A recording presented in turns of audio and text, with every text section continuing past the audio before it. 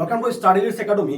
আজিৰে ভিডিঅ'টো আলোচনা কৰিবলৈ গৈ আছো এইচএছ সেকেন্ড ইয়াৰৰ পলিটিকেল সায়েন্সৰ সমসাময়িক বিশ্ব ৰাজনীতি কিতাপখনৰ কিছুমান মোস্ট ইম্পৰ্টেন্ট 1 মাৰ্কৰ কুৱেশ্যন উইথ আনসাৰ।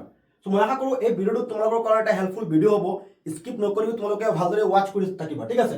সো তোমালোকৰ দুখন টেক্সট বুক আছে, এখন হৈছে সমসাময়িক বিশ্ব ৰাজনীতি আৰু আন এখন হৈছে স্বাধীনোত্তৰ কালৰ ভাৰতীয় ৰাজনীতি। সো এইখন কিতাপৰ পৰা তোমালোকৰ ফাইনেল পৰীক্ষাত 40 মাৰ্কৰ কুৱেশ্যন আহে আৰু স্বাধীনোত্তৰ কালৰ ভাৰতীয় ৰাজনীতি সেইখন কিতাপৰ পৰা 40 মাৰ্কৰ কুৱেশ্যন আহে। গতিকে দুইখন কিতাপৰ পৰা তোমালোকৰ 1 মাৰ্কছৰ কুৱেশ্যন আহে। সো আজিৰ এই ভিডিঅ'টোত আমি ডিসকাস কৰিম সমসাময়িক বিশ্ব ৰাজনীতি এই কিতাপখনৰ most important question with answer. তোমালোকে ভিডিঅ'টো ভালদৰে ওয়াচ কৰি থাকিবা, ঠিক আছে? মই তোমালোকক ওভাৰঅল দেখুৱাই দিওঁ এই ভিডিঅ'টোত তোমালোকক কোন টাইপৰ কুৱেশ্যন থাকিব। সো প্ৰথমতে ইয়াত তোমালোকক কিছুমান ফুল ফৰ্ম দিয়া আছে।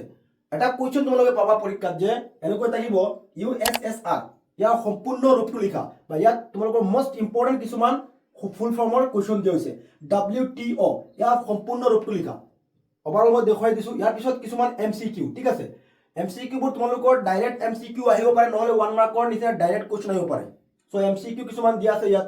ইয়াৰ পিছত তোমালোকৰ এনেকৈ 1 মাৰ্কৰ ডাইৰেক্ট কুৱেশ্যন দিয়া আছে, যিখিনি মোস্ট ইম্পৰ্টেন্ট অলৰেডি প্ৰিভিয়াছ ইয়াৰত আহিছিলে, প্ৰি-ফাইনেলত আহিছিলে আৰু টেক্সট বুকৰ পৰা আমি কালেক্ট কৰি ইয়াত তোমালোকৰ লগত ডিসকাস কৰিম। আৰু যিসকল ছাত্ৰ ছাত্ৰীয়ে আমাৰ পলিটিকেল সায়েন্স বা এডুকেশ্যনৰ মডেল পেপাৰত জইন হ'ব বিচাৰিছে, চোৱা আমি ইতিমধ্যে পলিটিকেল সায়েন্স আৰু এডুকেশ্যনৰ মডেল কুৱেশ্যন পেপাৰ আমাৰ ষ্টাডি লিডছ একাডেমি পাব্লিছ কৰিছোঁ, ঠিক আছে? আমাৰ এপত আমি আশা কৰোঁ আমাৰ যিখন পলিটিকেল সায়েন্সৰ মডেল আছে সেই পলিটিকেল সায়েন্সৰ মডেলখনৰ পৰা ফাইনেল পৰীক্ষাত 90% কুৱেশ্যন কমন থাকিব, ঠিক আছে? তো তোমালোকৰ যিসকলে এতিয়ালৈকে ইয়াৰ বিষয়ে অৱগত নহয়, এইটো ভিডিঅ'ৰ ডেছক্ৰিপশ্যনত আমি এটা ভিডিঅ'ৰ লিংক দি দিম। গোটেইখিনি প্ৰচেছটো তোমালোকক কৈ দিয়া আছে যে মডেলবোৰত কেনেদৰে জইন হ'ব লাগে।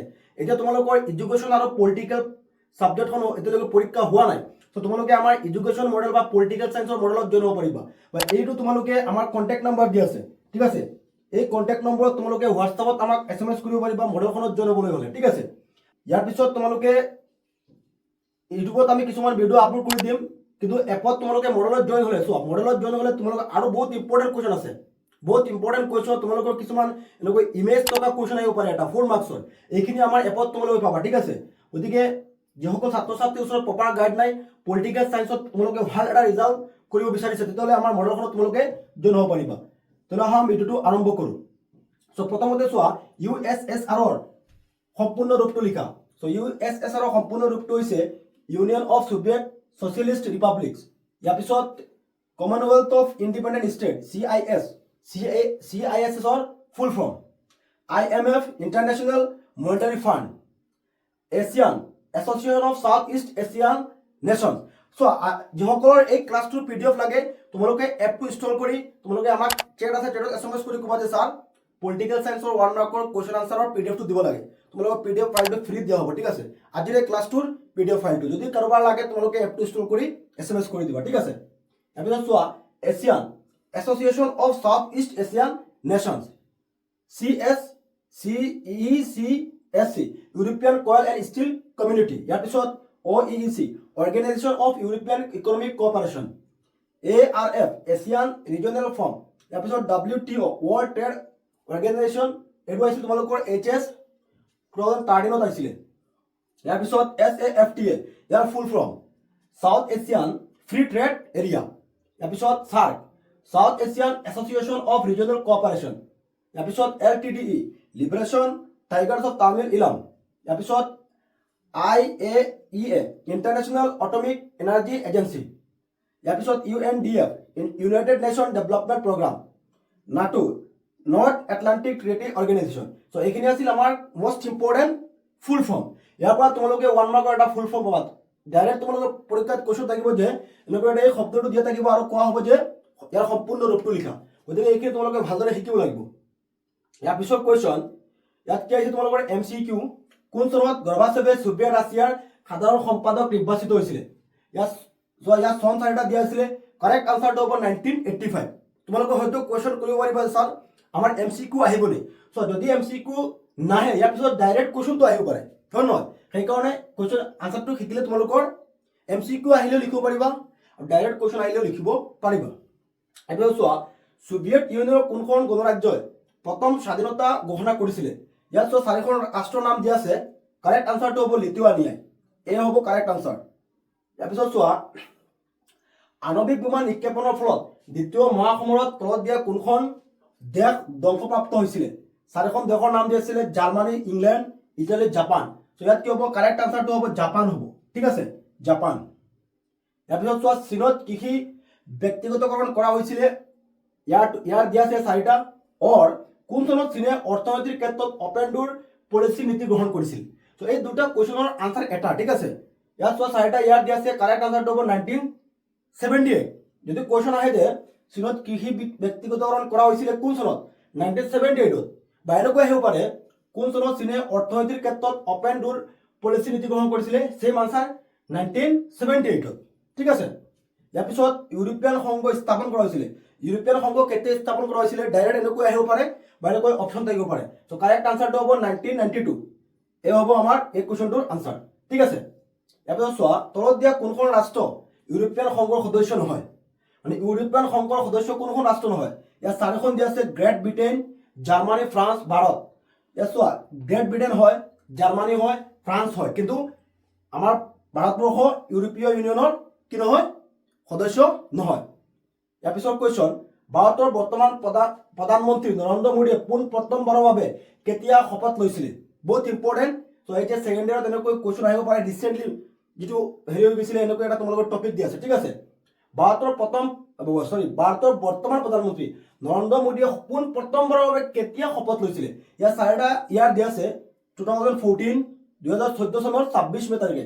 কাৰেক্ট আনচাৰটো হ'ব কটো হ'ব 2014 চনৰ 26 মেত বৰ্তমান প্ৰধানমন্ত্ৰী নৰেন্দ্ৰ মোদীয়ে পোন প্ৰথমবাৰৰ বাবে শপত লৈছিলে। ঠিক আছে, বহুত ইম্পৰ্টেণ্ট কুৱেশ্যন, মনত ৰাখিবা।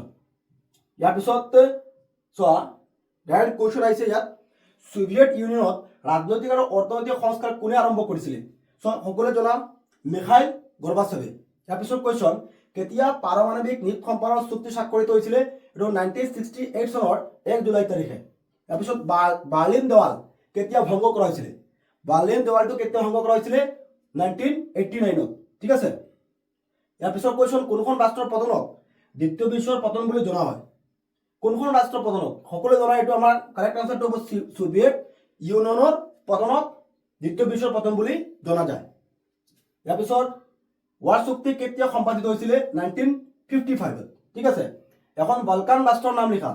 বালকান ৰাষ্ট্ৰ বহুতো আছে, ইয়াৰ ভিতৰত এখন হৈছে আলবেনিয়া। মোৰ টাইমত বহুত ইম্পৰ্টেণ্ট কুৱেশ্যন, এখন বালকান ৰাষ্ট্ৰৰ নাম।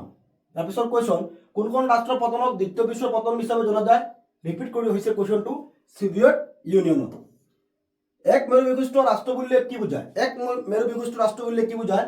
চ' 2017ত আহিছিলে, ইম্পৰ্টেণ্ট কুৱেশ্যন। এক মেৰু বিশিষ্ট বিশ্ব বা ৰাষ্ট্ৰ হ'ল এনে এখন বিশ্ব য'ত এখন বিশেষ শক্তিশালী ৰাষ্ট্ৰৰ সামৰিক, অৰ্থনৈতিক, ৰাজনৈতিক, সাংস্কৃতিক আদি সকলো ক্ষেত্ৰত প্ৰভাৱ বিদ্যমান।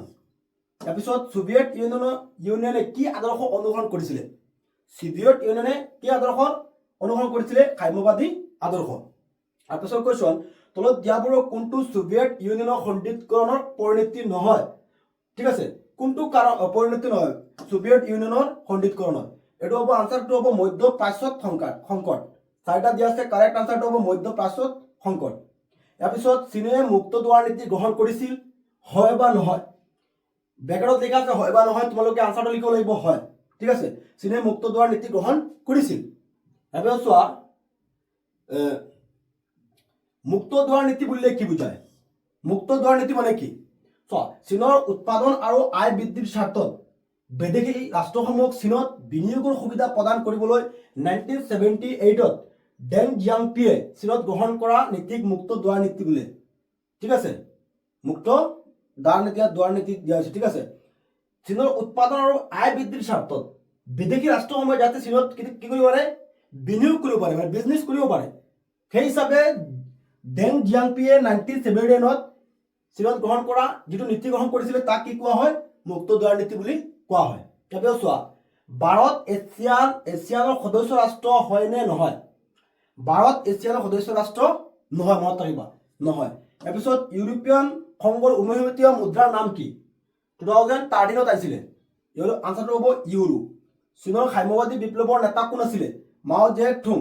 চ' কেতিয়াবা তোমালোকে মাও জে তুং আমি পাওঁ। ঠিক আছে, এইটো কাৰেক্ট, সেইটো লিখিলেও হ'ব, মাও জে টুং। ইয়াৰ পিছত ইউৰোপীয়ান সংঘ কোন চনত গঠন হৈছিলে? 1992। এটা আমাৰ MCQ আহিছিলে কুৱেশ্যনটো, ঠিক আছে। এছিয়ান কোন চনত প্ৰতিষ্ঠা হৈছিলে? এছিয়ান কেতিয়া হৈছিলে? 1967। ইয়াৰবোৰ তোমালোকে অলপ ভালদৰে মনত ৰাখিবা। ইয়াৰ পিছত চোৱা, বৰ্তমান ইউৰোপীয়ান ইউনিয়নৰ সদস্য সংখ্যা কিমান? বৰ্তমান কিমান? 27খন, ঠিক আছে। এছিয়ানৰ সদস্য ৰাষ্ট্ৰৰ সংখ্যা কিমান? এছিয়ানৰ হৈছে 10খন, ঠিক আছে। ইয়াৰ পিছত চোৱা, মাৰ্শ্বাল পৰিকল্পনা কি? মাৰ্শ্বাল পৰিকল্পনা কি? মাৰ্শ্বাল পৰিকল্পনা হ'ল আমেৰিকা যুক্তৰাষ্ট্ৰই ইউৰোপীয় অৰ্থনীতিৰ পুনৰ উত্থানৰ বাবে প্ৰচুৰ বিত্তীয় সাহায্য আগবঢ়োৱা এক পৰিকল্পনা। মানে মাৰ্শ্বাল পৰিকল্পনাৰ আমেৰিকা যুক্তৰাষ্ট্ৰই ইউৰোপীয় অৰ্থনীতিৰ পুনৰ উত্থানৰ বাবে প্ৰচুৰ বিত্তীয় সাহায্য আগবঢ়োৱা এক পৰিকল্পনা হৈছে কি? মাৰ্শ্বাল পৰিকল্পনা। তাৰপিছত চোৱা, সাৰ্কৰ প্ৰথমখন সন্মিলন ক'ত অনুষ্ঠিত হৈছিল? বহুত ইম্পৰ্টেণ্ট কুৱেশ্যন। চোৱা, সাৰ্কৰ প্ৰথমখন সন্মিলন কেতিয়া হৈছিল? ঢাকাত হৈছিলে। ক'ত হৈছিলে? কেতিয়া হৈছিলে? 2 মাৰ্কছো থাকিব পাৰে যে সাৰ্কৰ প্ৰথমখন সন্মিলন কেতিয়া আৰু ক'ত হৈছিলে? ঢাকাত হৈছিলে 1985ত, ঠিক আছে। তাৰপিছত চোৱা, সাৰ্ক কোন চনত গঠিত হৈছিলে? সাৰ্ক কেতিয়া হৈছিলে? 1985ত হৈছিলে। তাৰপিছত চোৱা, দক্ষিণ এছিয়া কি সূচায়? মানে দক্ষিণ এছিয়া বুলিলে তুমি কি বুজা? দক্ষিণ এছিয়া বুলি ক'লে বাংলাদেশ, ভূটান, ভাৰত, মালদ্বীপ, নেপাল, পাকিস্তান আৰু শ্ৰীলংকা, এই 7খন ৰাষ্ট্ৰৰ বুজায়, ঠিক আছে। দক্ষিণ এছিয়া মানে এতিয়া বৰ্তমান ইয়াত আফগানিস্তানো আছে, ঠিক আছে। দক্ষিণ এছিয়াত কেইখন ৰাষ্ট্ৰ আছে? 8খন আছে। চোৱা, ইয়াত 7খন দিয়া আছিলে, তোমালোকে কাৰেক্ট কৰি ল'বা। আফগানিস্তানখন লিখি এই 8খন ৰাষ্ট্ৰক বুজায়, ঠিক আছে। আফগানিস্তান লিখি দিবা, ইয়াত 7খন নহয়। দক্ষিণ এছিয়াত কেইখন ৰাষ্ট্ৰ আছে? দক্ষিণ এছিয়াত কেইখন আছে? 8খন আছে, ঠিক আছে। ভাৰত আৰু পাকিস্তানৰ মাজত স্বাক্ষৰিত হোৱা জল চুক্তি এখনৰ নাম লিখা। চ' ভাৰত আৰু পাকিস্তানৰ মাজত স্বাক্ষৰিত হোৱা জল চুক্তিটোৰ নাম কৈছে হিন্দু জল চুক্তি, মনত ৰাখিবা। LOC মানে কি? LOC মানে কি? LOC হ'ল ভাৰত আৰু পাকিস্তানৰ মাজৰ নিয়ন্ত্ৰণ সীমাৰেখা, LOC, ঠিক আছে। ভাৰতে শ্ৰীলংকালৈ কেতিয়া শান্তিৰক্ষা বাহিনী পঠিয়াইছিলে? বহুত ইম্পৰ্টেণ্ট কুৱেশ্যন। আনচাৰটো হ'ব 1987ত। এবাৰ চোৱা, ভাৰত আৰু শ্ৰীলংকাই কেতিয়া FTA স্বাক্ষৰ কৰিছিলে? ইয়াৰ হ'ব আনচাৰটো হ'ব 1980 চনৰ 1998ৰ ডিচেম্বৰত। তাৰপিছত চোৱা, ৰাষ্ট্ৰসংঘৰ নিৰাপত্তা পৰিষদৰ স্থায়ী সদস্য দেশ আছে, মানে স্থায়ী সদস্য। চ' স্থায়ী সদস্য হ'ব 15খন। টোটেল কি আছিল? ৰাষ্ট্ৰসংঘৰ নিৰাপত্তা পৰিষদত মানে টোটেল কি আছে? কেইখন আছে? 15খন আছিলে। অস্থায়ী আছে আমাৰ 10খন আছে, 10, আৰু স্থায়ী আছে 5খন, ঠিক আছে, মনত ৰাখিবা। যদি আহি যায় অস্থায়ী সদস্য, অস্থায়ী কেইখন হ'ব? অস্থায়ী হ'ব 10খন হ'ব, ঠিক আছে, 10। ৰাষ্ট্ৰসংঘৰ প্ৰথমগৰাকী সচিব প্ৰধান কোন আছিলে? ট্ৰিগিভিলাই, মনত ৰাখিবা, বহুত ইম্পৰ্টেণ্ট। এবাৰ চোৱা, ৰাষ্ট্ৰসংঘৰ চনদত কিমানখন সদস্য ৰাষ্ট্ৰ স্বাক্ষৰ কৰিছিলে? চ' আনচাৰ হ'ব 51। নেক্সট কুৱেশ্যন, ৰাষ্ট্ৰসংঘৰ বৰ্তমান সচিব প্ৰধানগৰাকীৰ নাম কি? Antonio Guterres. চ' বৰ্তমান ইয়াত কুৱেশ্যন তোমালোকে হয়তো কনফিউজ নহ'বা, ঠিক আছে। ইয়াত কি কৈছে? ৰাষ্ট্ৰসংঘৰ প্ৰথমগৰাকী সচিব প্ৰধান, প্ৰথমগৰাকী যদি সচিব প্ৰধান আহে ট্ৰিগিভিলাই লিখিবা, প্ৰথমগৰাকী। আৰু বৰ্তমান যদি কোৱা হয় ৰাষ্ট্ৰসংঘৰ বৰ্তমান সচিবৰ কথা সুধিলে এইটো আহিব এণ্টনিঅ গুটেৰেছ, এণ্টনিঅ গুটেৰেছ, ঠিক আছে। ইয়াৰ পিছৰ কুৱেশ্যন, কোনটো দিন ৰাষ্ট্ৰসংঘৰ দিৱস হিচাপে পালন কৰা হয়? 24 অক্টোবৰ তাৰিখটো হৈছে ৰাষ্ট্ৰসংঘৰ দিৱস হিচাপে পালন কৰা হয়। তাৰপিছত চোৱা, ৰাষ্ট্ৰসংঘ কেতিয়া প্ৰতিষ্ঠা হৈছিলে? ৰাষ্ট্ৰসংঘ কেতিয়া প্ৰতিষ্ঠা হৈছিলে? 1945ৰ 24 অক্টোবৰত হৈছিলে ৰাষ্ট্ৰসংঘ। তাৰপিছত চোৱা, বিশ্ব বেংক কেতিয়া প্ৰতিষ্ঠা হৈছিলে? বিশ্ব বেংক 1945ত। ৰাষ্ট্ৰসংঘৰ প্ৰধান উদ্দেশ্য কি? Important question. ৰাষ্ট্ৰসংঘৰ উদ্দেশ্য কি? ৰাষ্ট্ৰসংঘৰ প্ৰধান উদ্দেশ্য হ'ল আন্তঃৰাষ্ট্ৰীয় শান্তি আৰু নিৰাপত্তা ৰক্ষা কৰা, আন্তঃৰাষ্ট্ৰীয় শান্তি আৰু নিৰাপত্তা ৰক্ষা কৰা। ৰাষ্ট্ৰসংঘৰ বৰ্তমান কেইখন সদস্য ৰাষ্ট্ৰ আছে? 193, মনত ৰাখিবা এইটো। ইয়াৰ পিছত চোৱা, নিৰাপত্তা পৰিষদৰ অস্থায়ী সদস্যৰ সংখ্যা কিমান? অস্থায়ী কেইখন? 10খন, ঠিক আছে। নিৰাপত্তা পৰিষদৰ অস্থায়ী সদস্য ৰাষ্ট্ৰ হৈছে 10খন। ইয়াৰ পিছত চোৱা, আন্তঃৰাষ্ট্ৰীয় মুদ্ৰা নীতি কেতিয়া গঠিত হৈছিলে? মুদ্ৰা নীতি কেতিয়া গ্ৰহণ হৈছিলে? 1945ত। তাৰপিছত নতুন আন্তঃৰাষ্ট্ৰীয় বেচৰকাৰী সংগঠনৰ এটা নাম লিখা, হিউমেন ৰাইট ৱাচ। তাৰপিছত চোৱা, ভাৰতে কোনটো বছৰত প্ৰথম আণৱিক অস্ত্ৰ পৰীক্ষা কৰিছিলে? বহুত ইম্পৰ্টেণ্ট কুৱেশ্যন। এইটো হ'ব 1974ত, 1974। ইয়াত চোৱা, মানৱ নিৰাপত্তাৰ যিকোনো এটা বাবুকিৰ নাম লিখা। ইয়াত স্পেলিংটো কাৰেক্ট হৈ ল'বা তোমালোকে। মানৱ নিৰাপত্তাৰ যিকোনো এটা বাবুকিৰ নাম লিখা। বিশ্ব দৰিদ্ৰতা, কি হ'ব? বিশ্ব দৰিদ্ৰতা। বিশ্বজনীন বাবুকিৰ এটা উদাহৰণ দিয়া। বিশ্বজনীন বাবুকি আহিলে আন্তঃৰাষ্ট্ৰীয় সন্ত্ৰাসবাদ হ'ব। নেক্সট কুৱেশ্যন, খিলঞ্জীয় লোকসকলৰ লোকৰ বিশ্ব পৰিষদ কোন চনত গঠিত হৈছিলে 1975 কি হ'ব 1975 তাৰপিছত কুৱেশ্যন 1992 চনৰ বসুন্ধৰা সন্মিলনত কেইখন ৰাষ্ট্ৰই যোগদান কৰিছিলে ইয়াত হ'ব 172 নেক্সট কুৱেশ্যন ৰাষ্ট্ৰসংঘই কেতিয়া খিলঞ্জীয়া জনসাধাৰণৰ অধিকাৰৰ ঘোষণা পত্ৰ গ্ৰহণ কৰে কি হ'ব 2007 চনৰ ছেপ্টেম্বৰ মাহত 2007 চনৰ ছেপ্টেম্বৰ মাহত ইয়াৰ পিছৰ শেষৰ কুৱেশ্যনটো হৈছে ভাৰতে ইয়াৰ অৰ্থনৈতিক সংস্কাৰ কোন চনত আৰম্ভ কৰিছিলে চ' দুবাৰ আহিছে কুৱেশ্যনটো 12 আহিছিলে 18 হৈছিলে 1991 ঠিক আছে 1991 চ' আশা কৰোঁ তোমালোকে এইখিনি ভালদৰে শিকি ল'বা চ' মই তোমালোকক ওপৰে বুজাই দিছোঁ যাতে ভিডিঅ'টো আমাৰ সোনকালে কমপ্লিট হৈ যায় চ' আশা কৰোঁ নিশ্চয় বুজি পাইছা চ' ইয়াত এইখন কিতাপৰ আৰু এটা ভিডিঅ' দিয়া হ'ব 1 মাৰ্কছৰ কুৱেশ্যন আনচাৰৰ তোমালোকে পাই যাবা আমাৰ এপত পাই যাবা যিসকল ছাত্ৰ ছাত্ৰীয়ে এতিয়ালৈকে আমাৰ এপটো ইনষ্টল কৰা নাই তোমালোকে আমাৰ এপটো ইনষ্টল কৰি লোৱা ঠিক আছে